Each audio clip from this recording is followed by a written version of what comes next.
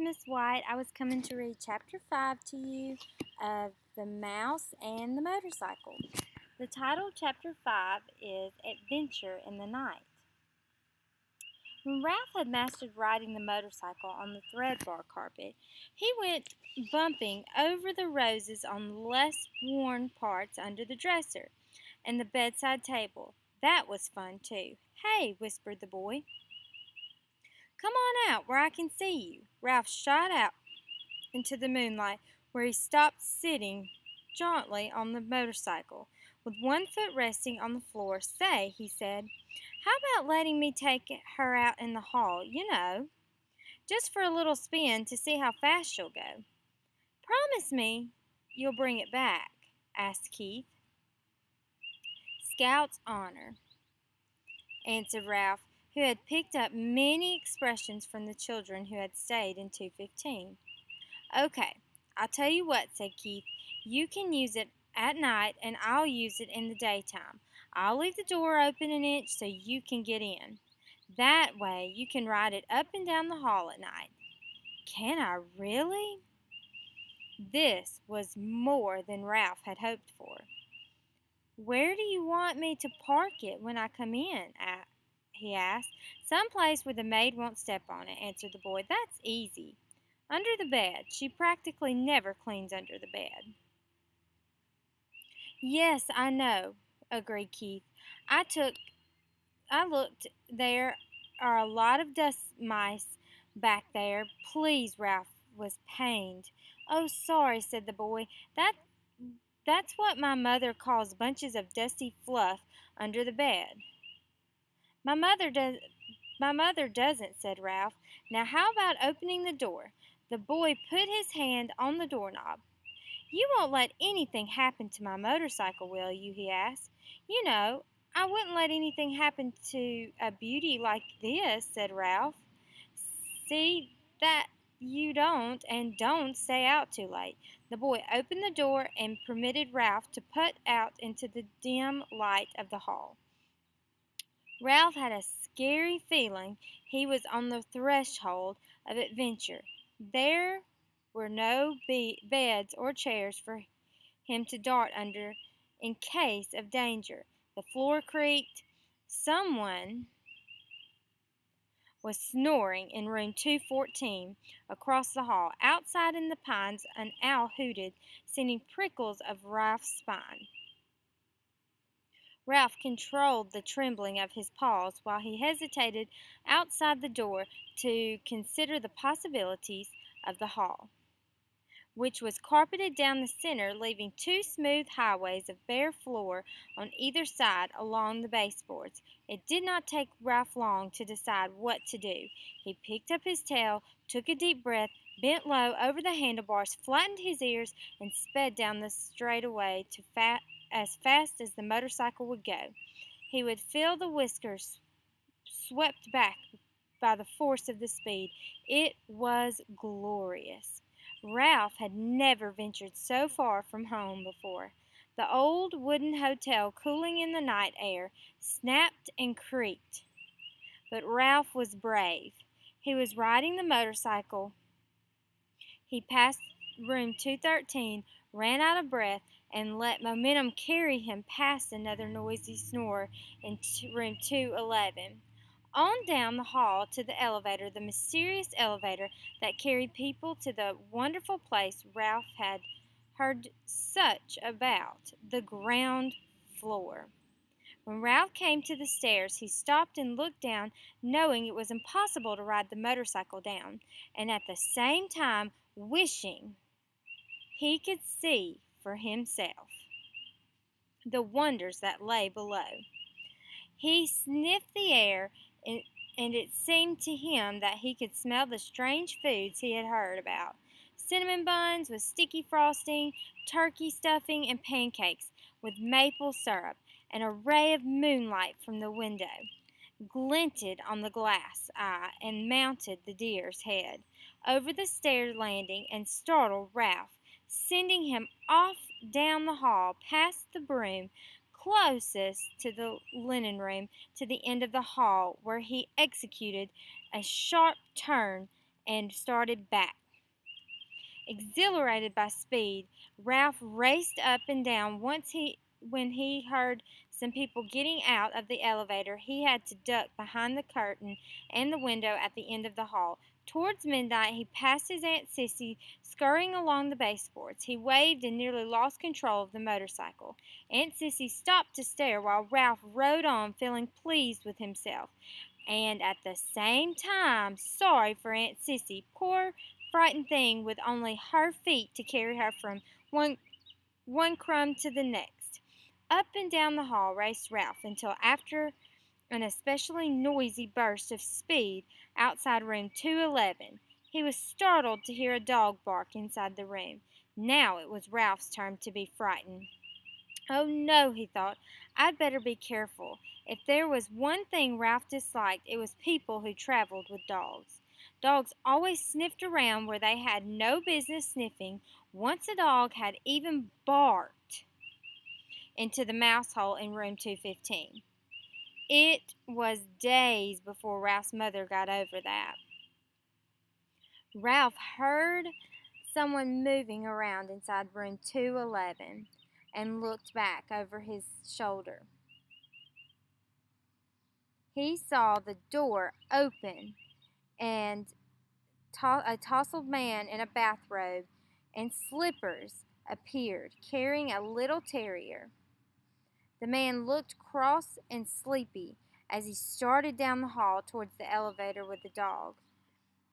He was walking towards Ralph. Bzzz, realizing was taking a chance, Ralph speeded up the motorcycle.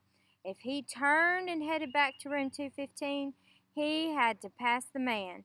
It was better to continue towards the elevator and hope he couldn't find a place to hide.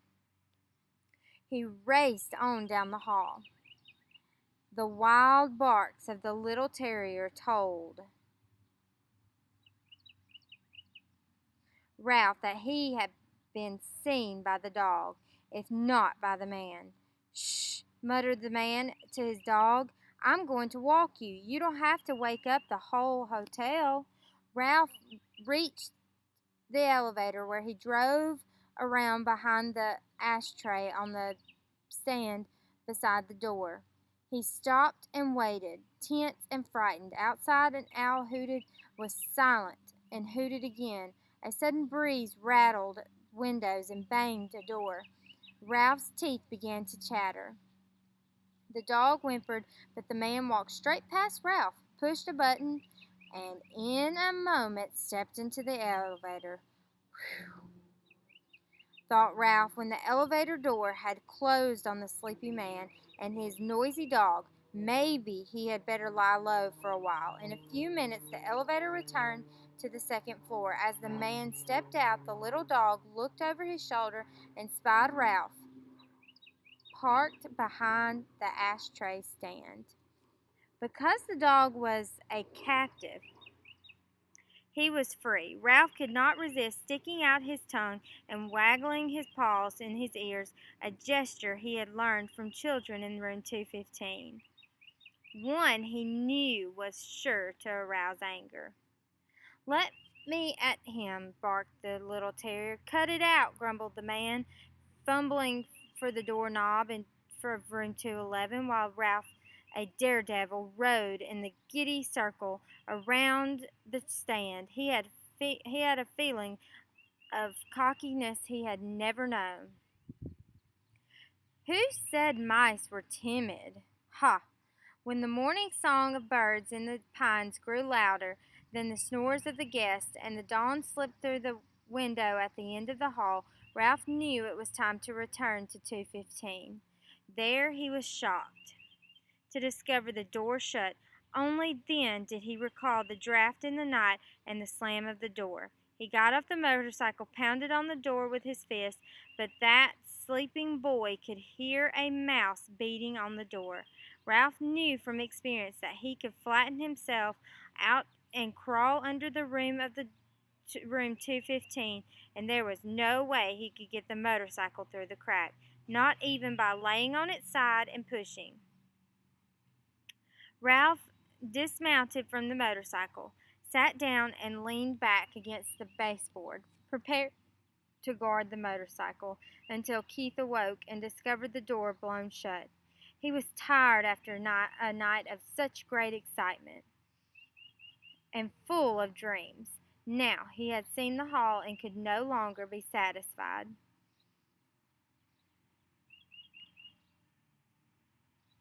with room 215. It was not enough. He longed to see the rest of the world, the dining room, the kitchen, the storeroom, the garbage cans, the back. He wanted to see the game room where he had been told grown-up people played games. He wanted to go outdoors and brave the owls and hunt the seeds. Ralph, a growing mouse who needed the rest, dozed off again against the baseboards beside the motorcycle. After the experience of this night, he would never be the same mouse again. The next time Ralph knew, Matt the bellboy was standing over him. "Aren't you out pretty late?" Matt asked, causing Ralph to jump up. He was not entirely awake. "You should have been in the bed a long time ago, but I suppose you were out till all hours, speeding around in that motorcycle." Ralph had seen Matt many times, but this was the first time the old man had spoken to him. He was astonished to discover they spoke the same language. Even so, Ralph stood in front of the motorcycle. Anyone who tried to take it away from him would have to fight Ralph. "Nice little machine you got there," remarked Matt. "Kind of wish I was young enough to ride one myself. But must be fun speeding along making all the noise." Ralph realized that Matt was a friend. "Say," he began, "how about helping a fella out?" "Sure," agreed Matt. "What can I do for you?" "Open the door a crack, just enough so I can ride through. I promised the boy I would park the motorcycle under the bed." "Good place," said Matt. "The maid never cleans there if she can help it." Very quietly he turned the knob to open the door just enough for Ralph to ride through. Ralph bumped over the edge of the carpet, swung out around the wastebasket and bedside table, and was about to drive under the bed when "Eek!" screamed the boy's mother, who was standing in the doorway between 215 and 216 in the bathrobe, with her hair up in rollers.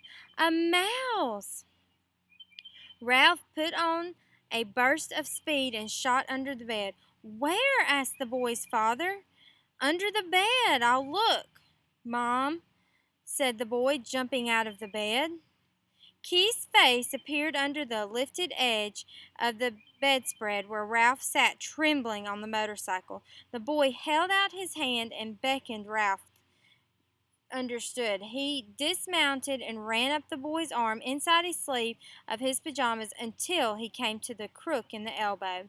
There he waited, shivering, to see what would happen next. There he waited. Down at the end of the sleeve, he could see the boy's fingers close around the motorcycle. Then he felt himself being lifted as the boy rose from his hands and knees. "It's just my motorcycle," Keith said. "Yes, that's it," agreed his mother. The door opened and the mouse rode in. The boy's father began to laugh. "You are still dreaming, but I'm positive," insisted the mother, "that you saw a mouse on a little red motorcycle," finished the boy's father, and laughed even harder. "You make it sound so ridiculous." "Well," the father snorted with a laugh, "well, perhaps I was dreaming," admitted the mother reluctantly, "but I know I saw a mouse. I'm positive. And I'm going to report it to management. I knew the minute we moved into this spooky old place that it had mice. Now I've done it," thought Ralph inside the pajama sleeve.